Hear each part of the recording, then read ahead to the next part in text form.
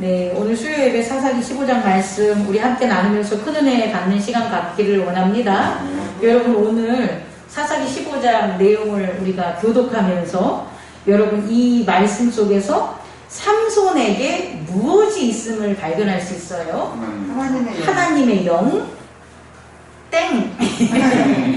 하나님의 영은 마지막 부분에 삼손에게 임한 거잖아요. 그죠? 그럼 그 마지막 부분에 하나님의 영이 임하기 전에 삼손의 캐릭터, 삼손이 가지고 있는 특별한 삼손만의 무엇이 있더라고요. 뭘 것 같아요? 힘센 거. 또 아니, 성령의 사람으로서 네. 성령을 읽고 네. 그 일을 추진하는.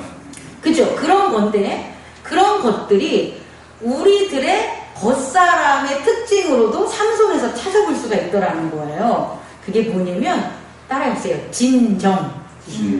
삼손에게서 이걸 그냥 훅 읽어보면 이런 삼손에게 이런 모습이 있나 하겠지만 오늘 사사기 15장을 우리가 꼼꼼히 읽어보면 삼손은 진정을 가지고 있어요. 진실된 마음, 진정. 왜 진정이 있냐면 삼손에게 그 첫째 아내가 있었다고 했잖아요. 그 아내가 수수께끼의 비밀을 누설해가지고 사실은 이를 다 그르치게 만든 거잖아요.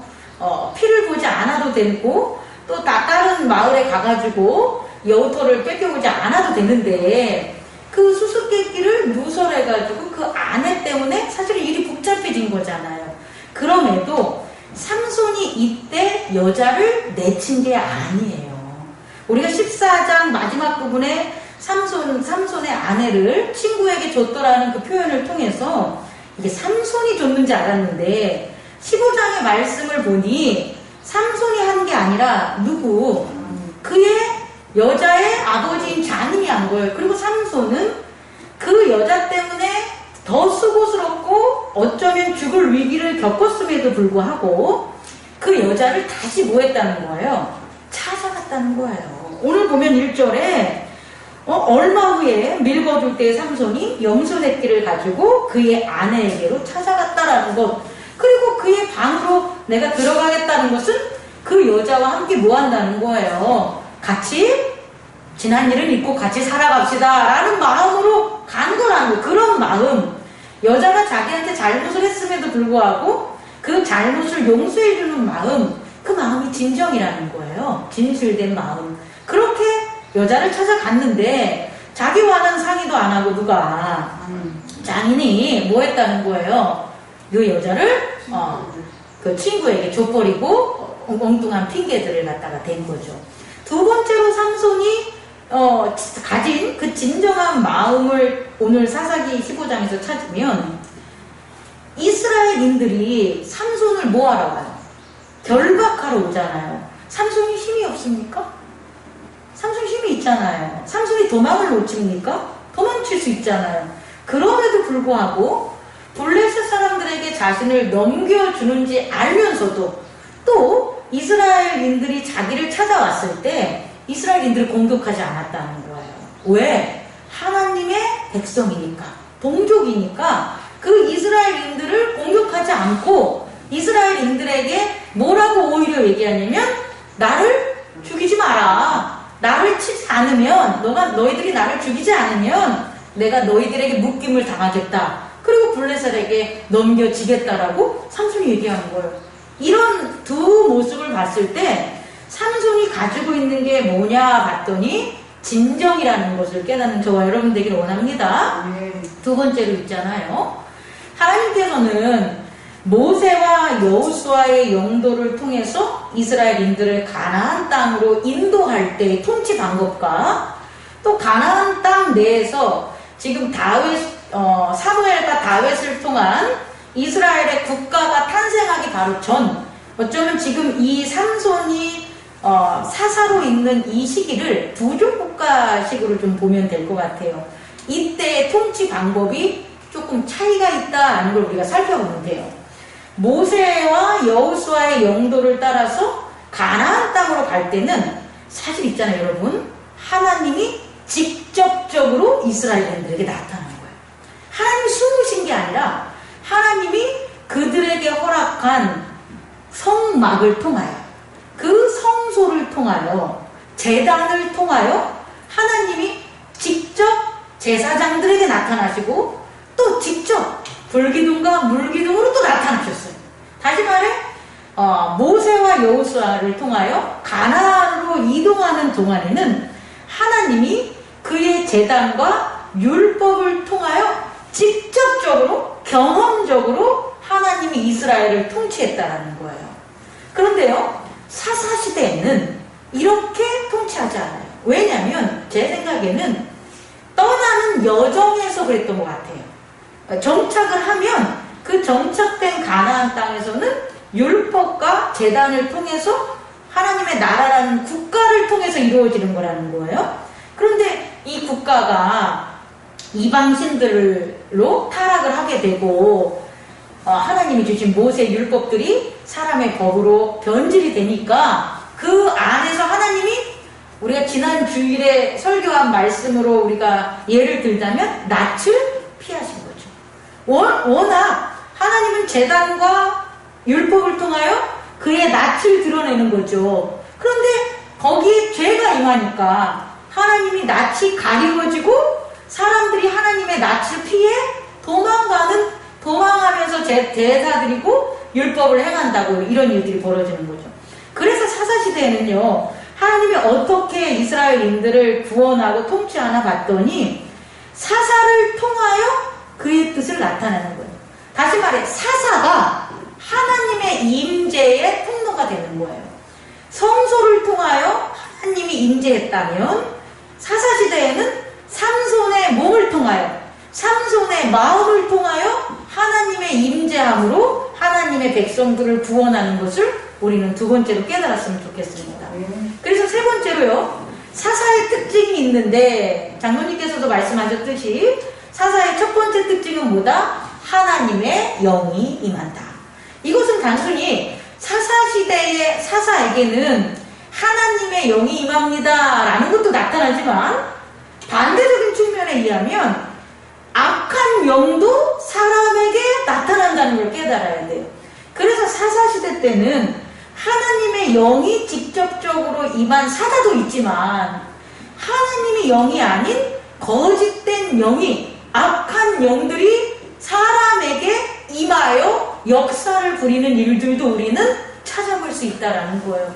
그 대표적인 그 예가 사사시대 말기이자 왕조시대 초기를 이룬 사무엘을 통해서 알 수가 있어요. 사무엘 시대 때 누가 되죠? 첫 번째 왕인 사울 왕이 악한 영에게 쓰이잖아요. 또 다윗도 하나님의 영이 그에게 임했다는 얘기가 다윗 시대까지 나오잖아요. 물론 그 다음에도 나오지만 직접적으로 구원에 큰 영향을 미치는 게 사사에게 하나님의 영이 임재하시는 거와 이스라엘인들이 압제를 당하는 게 악한 영들이 임재함으로 이스라엘인들이 압제를 당하는 걸 우리가 사사의 특징으로 첫 번째로 깨닫기 바랍니다. 또 세 번째, 사사의 특징의 두 번째로 뭐가 되냐면 사사에게 하나님의 영이 임하니까 그 하나님이 영한 사사는 좀 아까 말씀드린 것처럼 삼손처럼 진정한 마음이라는 게 있다라는 거예요. 그 전까지는 여호수아나 모세의 마음에 있어서 진정함을 우린 찾지 못했어요. 왜냐하면 백성에게 화를 내고 하나님 앞에서는 진정한 걸 나타냈지만 특히 백성들을 긍휼히 여기고 백성들을 사랑한다는 그런 마음은 모세와 여호수아에서는 전 찾아볼 수 없었던 마음이라고 봐요. 그러니까 사사시대 때에 사사들이 진정이 임한다는 건 뭐냐면, 진정한 마음의 특징을 갖는다는 건 뭐냐면 그들의 몸을, 그들의 백성을 위하여 뭐 할 줄 안다는 거예요? 희생한다는 거예요, 여러분.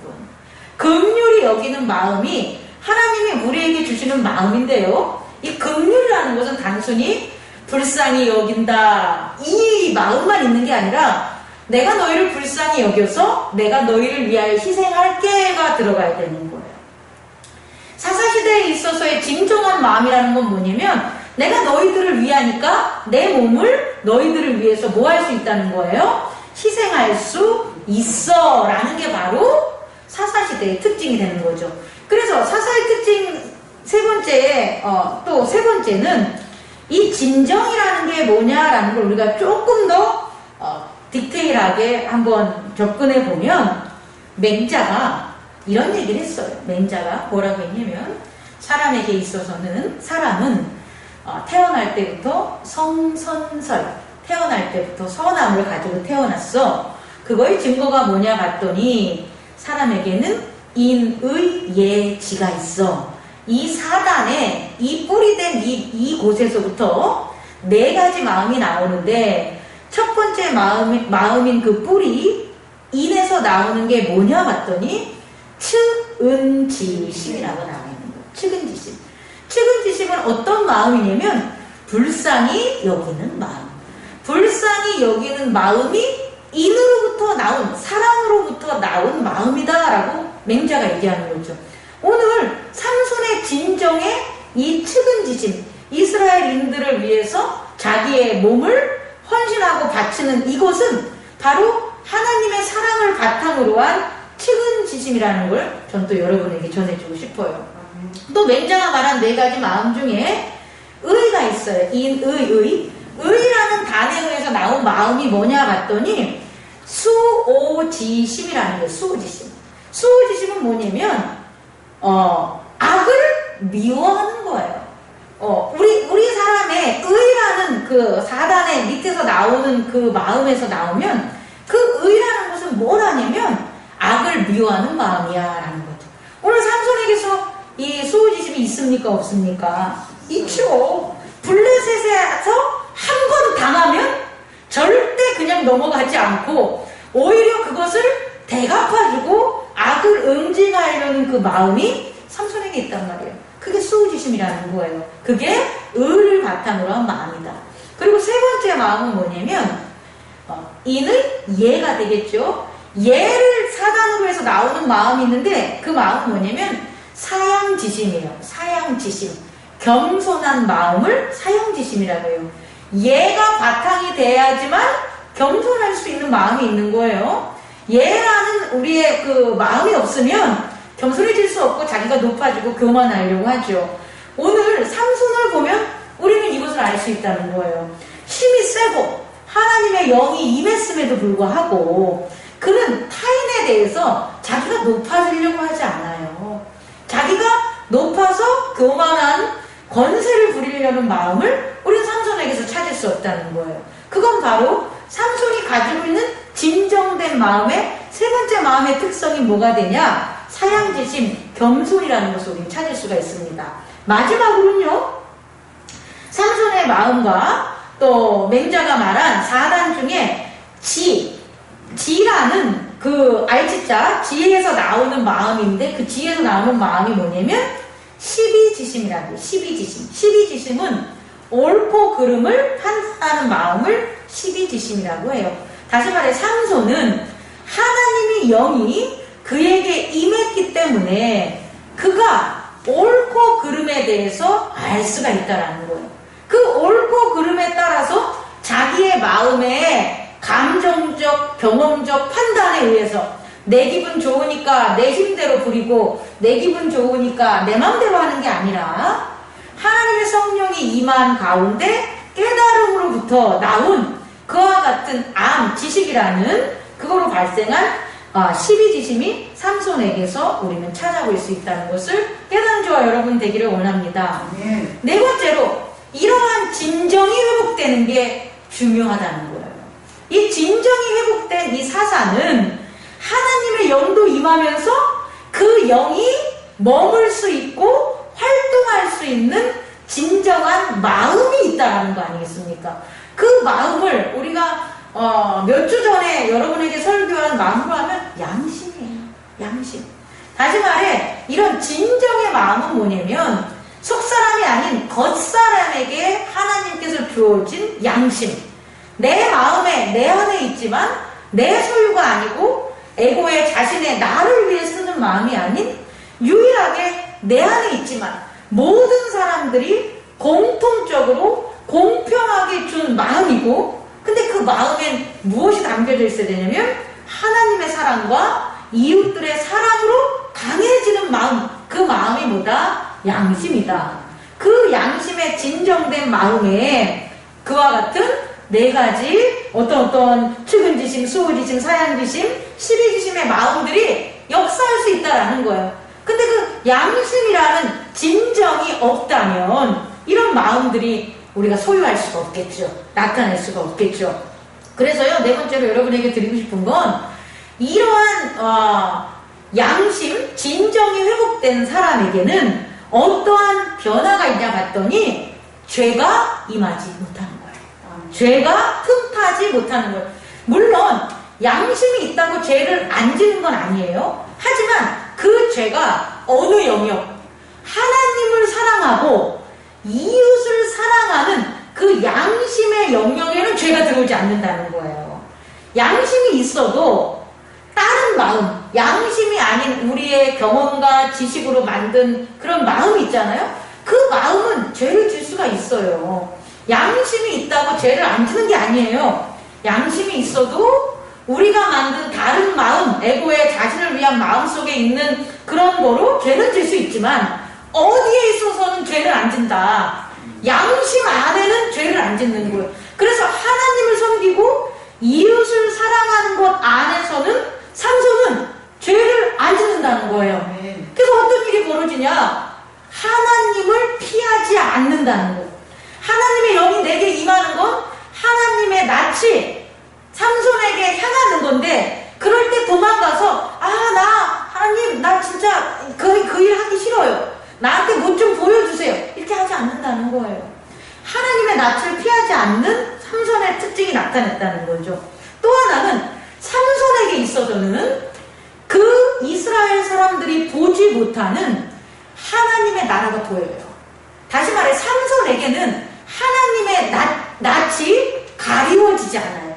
죄가 있는 세상이 아니라 다른 사람들은 죄가 있는 세상에 살아서 하나님의 역사와 낯을 못 보지만 삼손은 하나님의 일들, 하나님의 나라들을 볼 수 있다는 거예요. 그래서 삼손이 아주 사소한 것 같지만 예언적인 측면으로 툭툭 뱉는 말들이 있었잖아요. 장인에게. 그럼 이제부터는 나의 뭐라고 여기 나와 있습니까? 내가 앞으로 블레셋에게 하는 것은 내 허물이 되지 않는다고 얘기해요. 내 허물, 죄가 되지 않고 나는 그들에게 내가 할 수 있는 일을 이제 행할 수 있겠네요. 이 말은 삼손이 툭툭 뱉는 말이지만 사실은 삼손이 하나님의 낯이 가려지지 않았기 때문에 삼손은 그 얘기를 할 수 있는 거예요. 우리가 오늘날 사실 예수 그리스도 안에서 예수님께서 사마리아 여인에게 예배할 때가 오는데 너희가 신령과 진정으로 드리는 그 예배할 때가 와 라고 말씀해 주잖아요. 예수 그리스도의 몸 보혈과 그의 부활의 몸을 나눈 사람들은 두 가지가 회복되는데 그게 신령과 진정이라는 거예요. 신령이라는 성령이 역사하는 예배 중에 임하는 성령이 역사하시고 그들의 마음에 양심이 회복이 돼가지고 진실된 마음, 진정을 가지고 예배를 드릴 수 있다는 거예요. 이것이 바로 누구에게? 삼손에게 임했듯이 오늘날 우리 교회에서도 우리 개인들에게, 성도들에게 임할 수가 있어요. 그래서 막 방언을 하고 통변을 해서 하나님 나라를 예언하는 사람도 있지만 그렇지 않고 진정한 마음으로 살아가는 사람이 있잖아요. 툭툭 뱉는 말들. 누가 이렇게 얘기할 때 내 생각은 뭐 이런데 툭툭 뱉는 말들, 앞으로 이런 일들이 일어날 것 같은데 이렇게 되겠어라고 툭툭 뱉는 게 예언적 측면은 아니더라도 그렇게 돼요. 그건 왜냐면 그 사람에게 있어서 하나님의 나라가 가려지지 않기 때문에 그 사람은 이 세상을 동일하게 살아가지만 하나님의 나라가 그의 뭐라고 할까요? 삶의 지경에 열려있기 때문에 마치 보이지 않는 공기를 먹고 마시는 것처럼 그에게 있어서 살아가는 삶에 있어서 하나님의 은혜가 먹고 마시듯이 그의 삶에 있다는 것을 깨닫는 저와 여러분 되기를 원합니다. 그러니 얼마나 아름다운 삶을 살 수가 있겠습니까? 마지막으로 5번째 적용하면서 여러분 끝내겠습니다. 여러분 이렇게 사사가 가지고 있는 삼손의 특징, 그 참된 진실된 마음, 그 진실된 마음이 있기 때문에 그가 힘들고 아주 공경에 처해 있을 때마다 누가 임해 주시는 거예요? 성령이 임하는 성령의 은사들이, 성령의 능력들이 나타나는 거예요. 그래서 그가 결박당해가지고 갔을 때 그를 갖다가 그 진정한 마음을 보신 하나님께서 어떻게 하는 거예요? 마치 결박당한 그 밧줄을 불에 녹듯이 풀어지게 하는 거죠. 또 그가 막 무기가 있어서 싸운 게 아니라 옆에 양이 있고 나귀가 있는 거예요. 나귀를 죽여서 그 뼈를 그때 갈치를 해가지고 그 도구 하나만으로 1000명을 이기는, 그것도 병사 1000명을 물리치는 그 놀라운 힘이 발생할 수 있는 거예요. 그런데 또 지쳐서 어떻게 돼요? 이제 죽는구나 해가지고 지금 물 한 모금 못 먹으면 저 죽을 것 같아요 라고 그렇게 마음을 먹으니 그 마음의 진정이 하나님에게 어떻게 되는 거예요? 촌탈돼가지고 땅을 치니 뭐가 나오는 거예요? 물이 나오는 거예요, 여러분. 여러분, 이것을 깨닫는 저와 여러분 되길 원합니다. 하나님께서 여러분들에게 바라고 저에게 바라는 것은 성령이 우리 안에 역사해서 해주는 그런 역사적인 공공의 선은 당연히 원하시지만 또 그 공공의 선 외에 우리의 개인적으로 우리의 진정한 마음을 받고 싶어 하시는 거예요. 공공의 선의 구원은 공공의 선을 위한 그런 그리스도의 몸의 구원의 역할이라면 우리들은 개인적으로 우리들도 살아가지 않겠습니까? 그럼 우리가 공공의 선만 이루고 살아가는 건 아니잖아요. 그렇다면 결국 우리가 살아가는 개인적인 삶에 있어서 개인의 영역에 있어서도 구원이 있는데 그 구원은 어떻게 우리에게 임해주냐? 바로 진정, 진실한 마음, 참된 마음, 양심을 회복하는 그 마음이 우리에게 있다면 우리가 마음 먹는 것들, 우리가 바라는 것들, 그 양심의 참된 마음이 바라는 것들을 왜 하나님이 안 들어주시겠냐는 거예요. 당연히 들어주시겠죠. 너의 신음소리조차 다 듣고 계신 하나님. 조용한 곳에서, 고요한 그런 다락방에서 조용히 읊조리는 기도조차 들으시는 하나님. 그 하나님이 바로 뭐냐? 참된 진정한 내 마음이 있었을 때 들으시는 하나님이라는 걸 깨닫기 바랍니다. 그리고 여러분, 이런 사사, 다시 말해서 하나님의 영이 임하고 진정한 마음을 가진 사사, 예수 그리스도의 몸을 나눈 우리들, 성도들, 이 몸은 하나님께 드려지는 몸이라는 것을 여러분 잊지 마시기 바랍니다. 삼손이 나시린으로 그의 몸을 하나님께 드려지는 그 예언과 그 믿음의 길로 가니까 그의 마음에 진정이 있는 거지. 자기의 몸을 하나님께 드려지는 나시린이 아니라 이 세상에 임금으로 살려고 하면 그 진정한 마음, 참된 마음이 생기겠습니까? 안 생깁니다. 우리도 마찬가지입니다. 우리 개인적인 진정한 참된 마음은 우리의 몸의 용도를 어떤 몸의 용도다? 하나님께 드리는 몸이다.